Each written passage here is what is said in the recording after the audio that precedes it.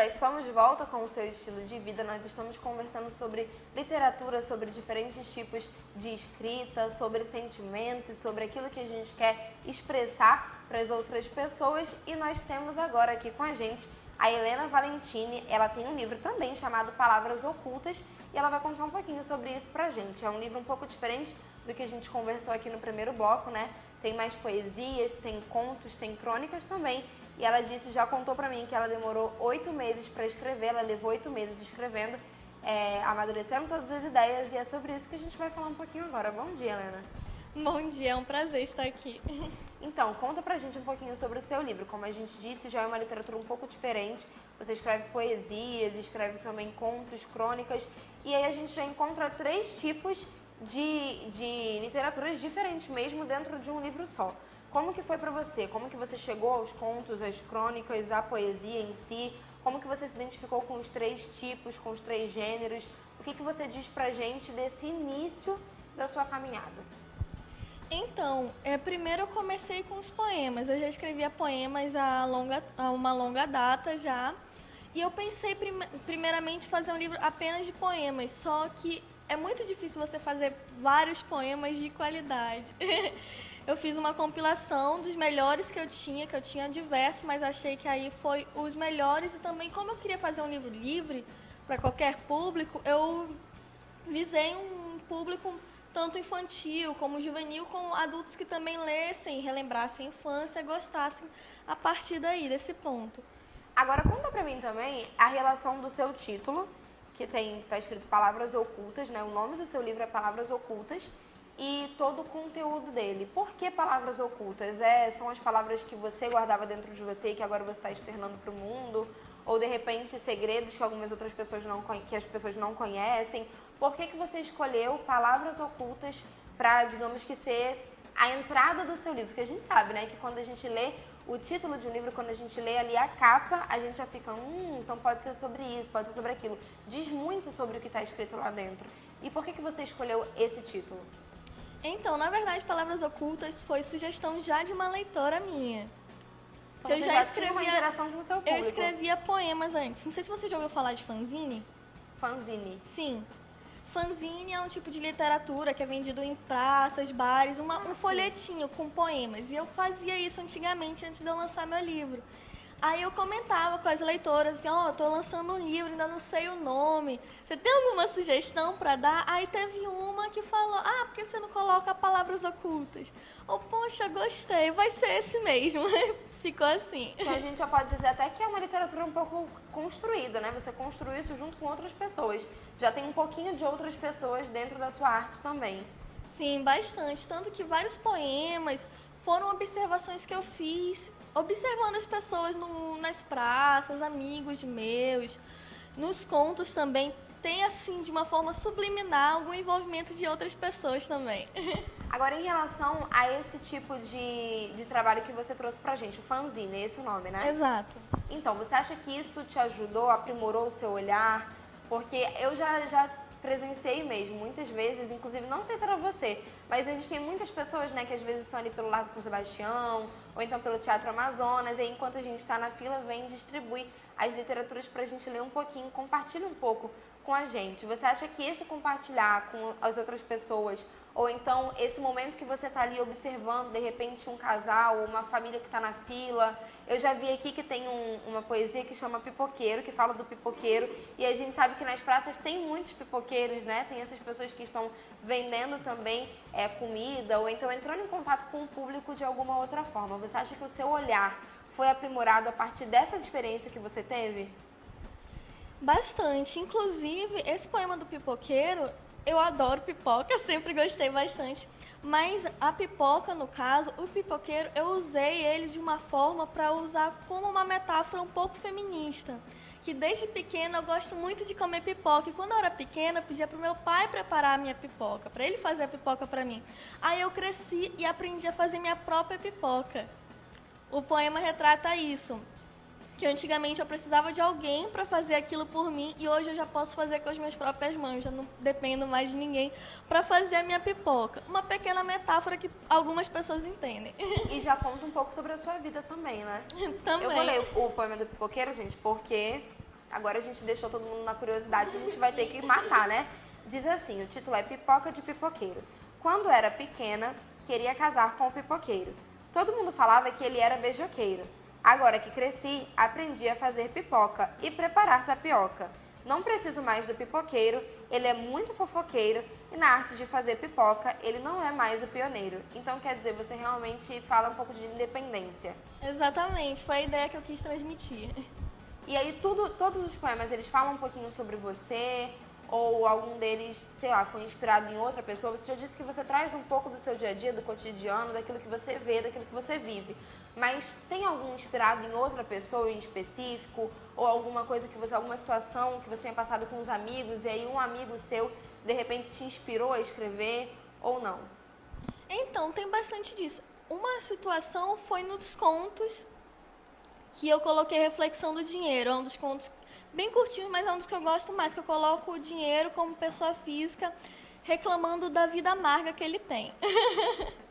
E eu vejo muitas pessoas reclamando, falando, porque o dinheiro não vem pra mim, eu preciso de dinheiro. E quando o dinheiro chega no bolso da pessoa, ela descarta ele. Vai pagar uma conta, vai fazer uma doação, comprar algum presente.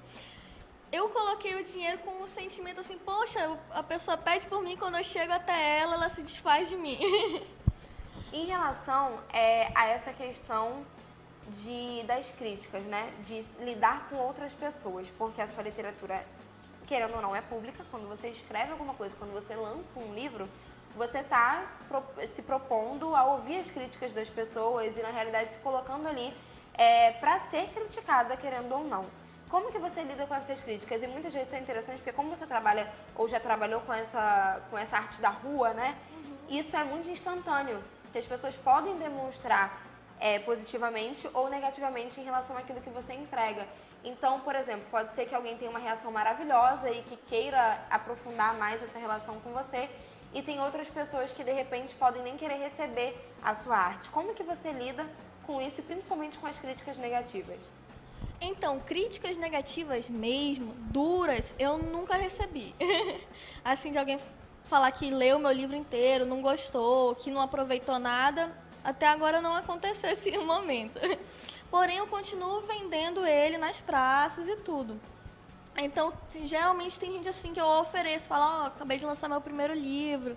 E a pessoa, geralmente, muitas nem pegam, falam, não estou interessada, mas eu não me importo, cada um tem o seu direito. Eu acho meio estranho, né? A pessoa vem até a sua mesa, né, lançando o primeiro livro, e a pessoa não querer nem dar uma olhada, mas não julgo ninguém. Mas agora também muitas pessoas elogiam, às vezes compro só pela minha coragem de estar lá oferecendo um livro que a pessoa pensa assim, nossa, aqui no Brasil as pessoas não gostam nem de ler.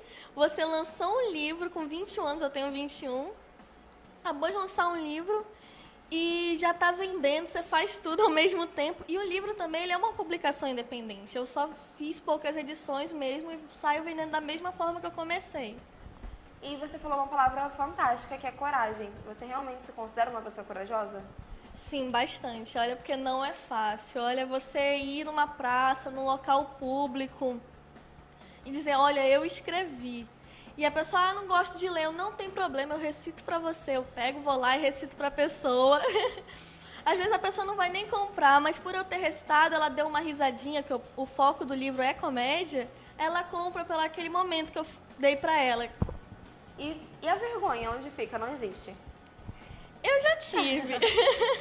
Porque imagina você recitar, de repente você está numa praça, começa a conversar com alguém, a pessoa diz que não gosta de ler, que tem preguiça, e de repente você recita. Acabou o problema dela.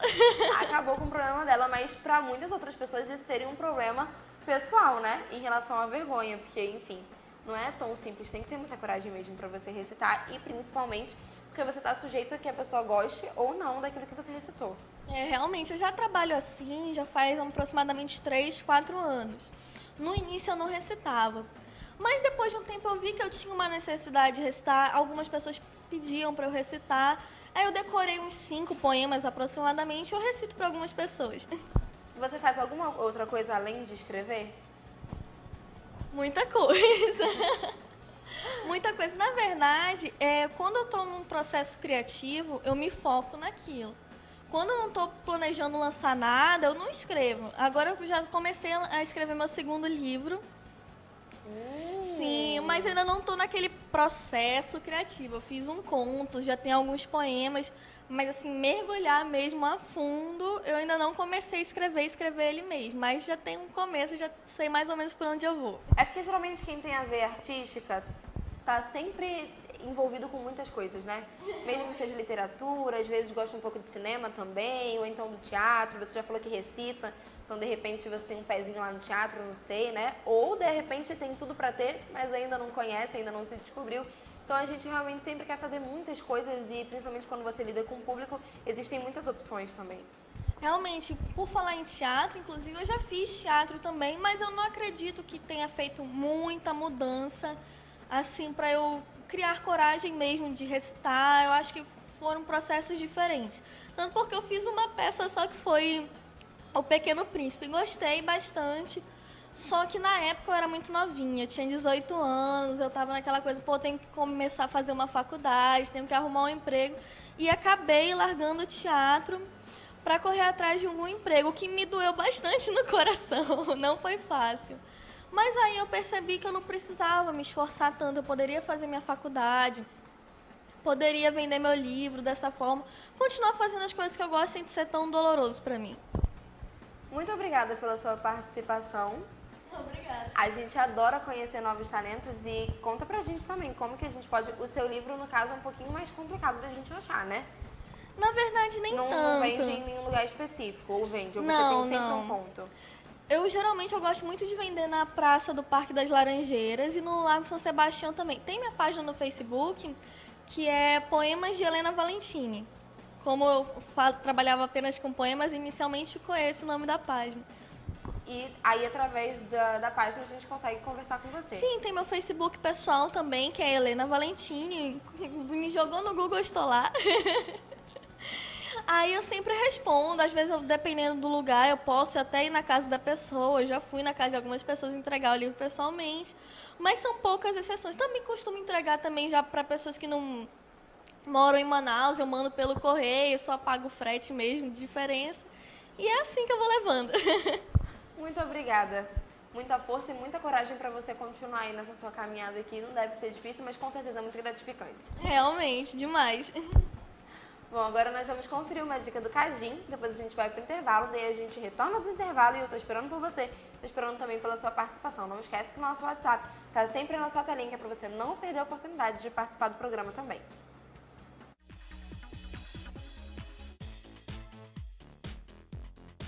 Sou Kelvis Félix, coordenador da Academia Cajim, e hoje estou aqui para mostrar todas as atividades que o Cajim oferece nos fins de semana.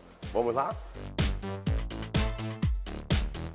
Olá pessoal, meu nome é André Santana Morim, professor de Educação Física e fisioterapeuta. Venham fazer aula de hidroginástica. Aulas de natação aos sábados oferecemos às 8 da manhã, a natação infantil e juvenil, e 8h45. E às 9 da manhã, aula de natação para bebês de 6 meses a 3 anos de idade. Eu sou o Kid Ribeiro, coordenador do Cajim Clube, e a cada sábado preparamos uma aula especial para nossos alunos. E hoje preparamos Step Local. Ainda tem dúvida no seu final de semana? Venha para o Cajim Clube!